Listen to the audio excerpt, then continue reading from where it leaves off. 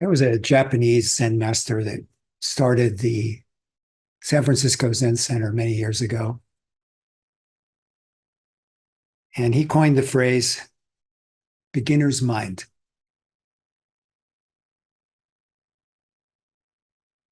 Beginner's mind is the only mind. Any other mind is deluded thinking or projection. Beginner's mind, I like to call it don't know mind. If you truly have don't know mind, you've already surpassed many practitioners who practice for many years. In that instant, in that moment, when you truly have don't know mind, that's it.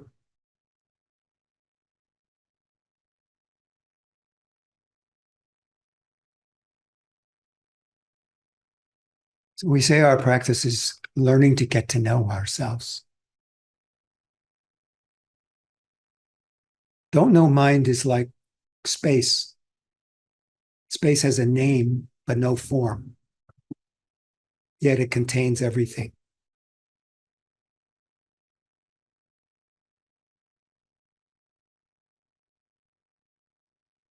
Don't know mind is wisdom.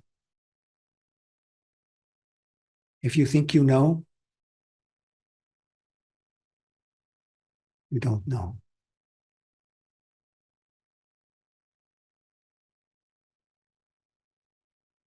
Already you see, already you hear before you say, I see, I hear. What is this I?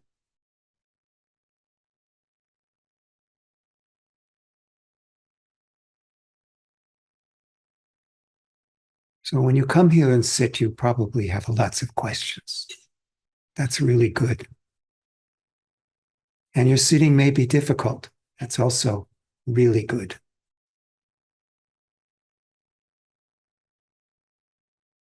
Why? Because you haven't achieved don't know mind yet. That's why it's difficult. It's your own structure, your own making that makes it difficult. It's difficult because there's an I, me, and mine. This is me. And we hold on tightly. Now remember what I just said. Don't know mind contains it all. What do I mean by all? All. Nothing is missing, nothing to gain, nothing to lose. Yet we think there's something to lose, there's something to gain. This is the cause of our suffering, our dis-ease, our dissatisfaction in life. This is why we practice. We come back to practice, we come back to sitting. Like any other sort of exercise, it takes a certain amount of discipline. It takes presence of mind to say, yes, I'm doing this. You can fantasize about getting into shape, but if you don't do anything about it, you're not going to get into shape. So sitting meditation is just letting go. It's just being present to right here, right now, just as it is, beginner's mind. You know, of course, all these things will come up, right? From your shopping list to the pains in the knee to, you know, issues you may be having, emotional things will come up.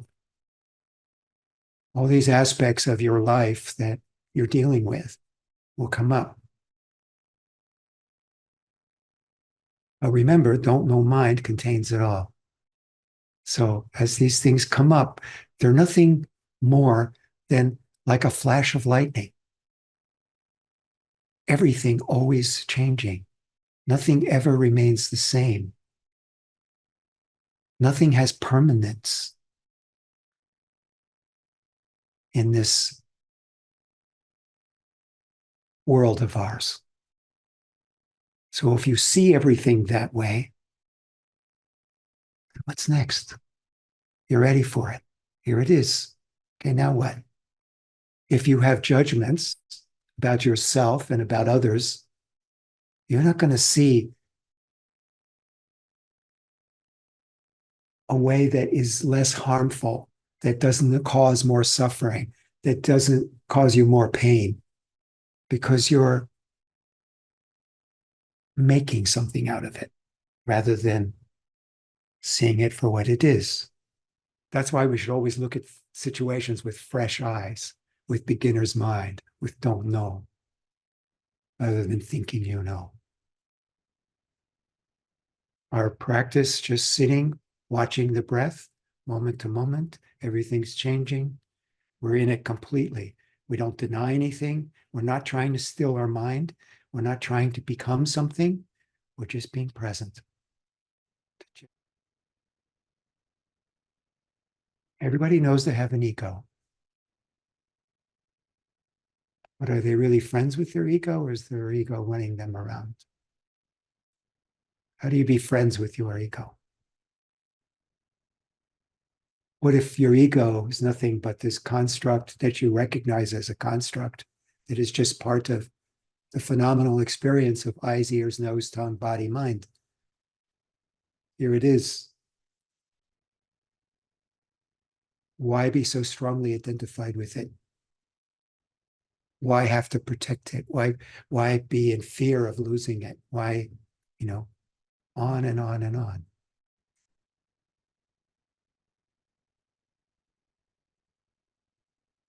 So what I'm talking about is not something I can tell you.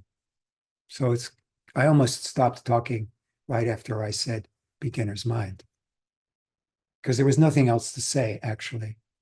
The rest of what I'm doing right now is just rambling. I'm not belittling our struggles, you see. I'm trying to bring them into our perspective, a compassionate view of our lives and the world, by recognizing that it's not the way we think it is. It opens us up to a more freedom, being free and masters of our own lives, really. Not by gaining something, but by letting it go.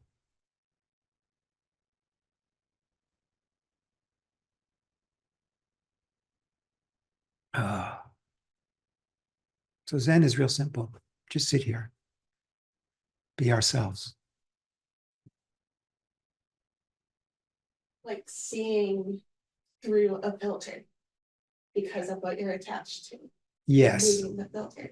Yes. So Yes. Yes.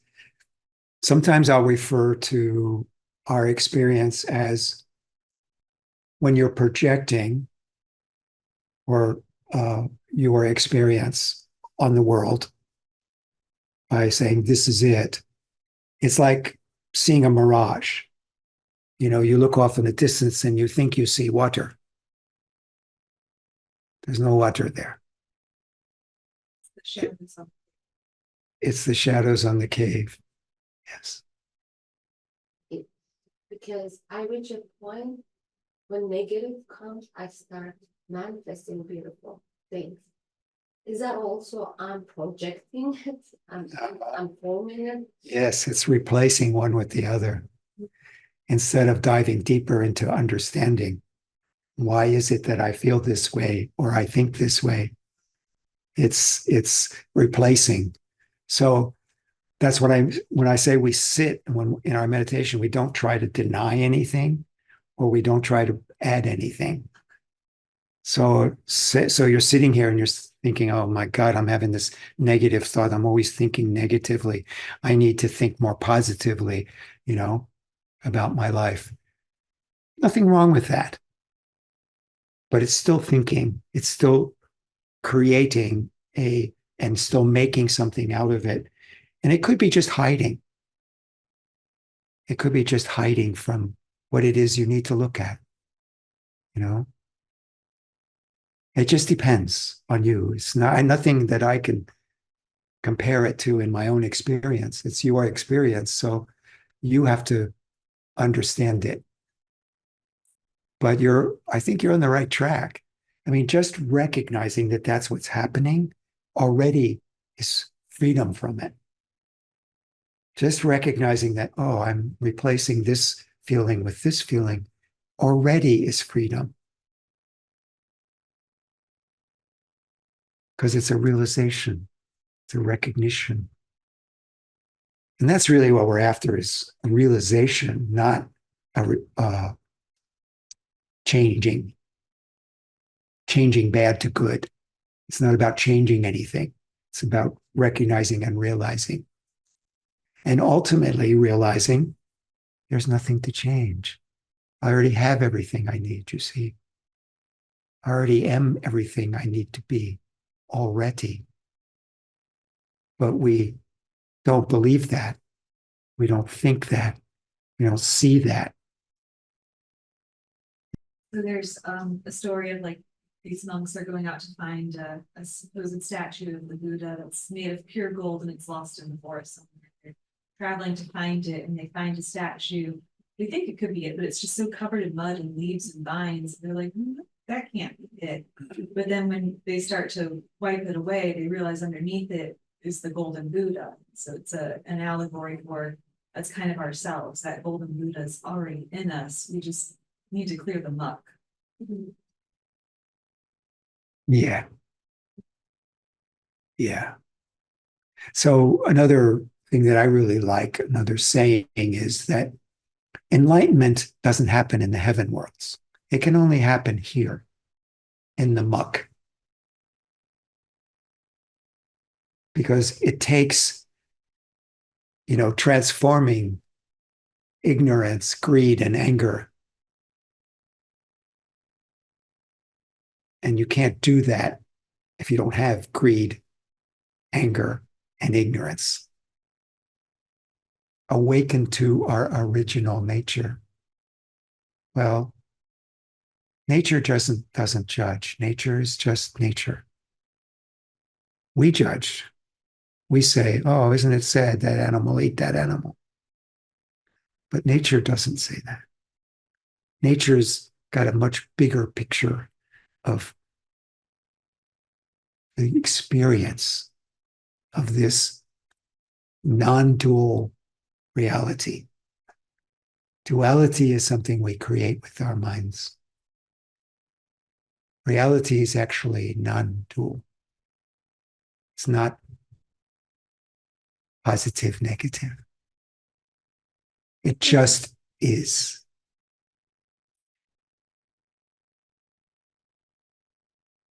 So letting go of our preconceived ideas of how things are enables wisdom and intuition to work in our lives. And intuition doesn't come from our concepts, our ideas, and what we think, or even our emotions. Intuition comes from non-duality. It comes from wisdom mind. It comes from beginner's mind. It's don't know. Meditation helps us to be more clear and allows intuition to work and allows us to be really present to what's actually happening, things that are visible in my life that I could point to that are a direct result of my practice. So we just keep doing it and discovering who we are. All right. Anything else, anybody? All right. Thank you.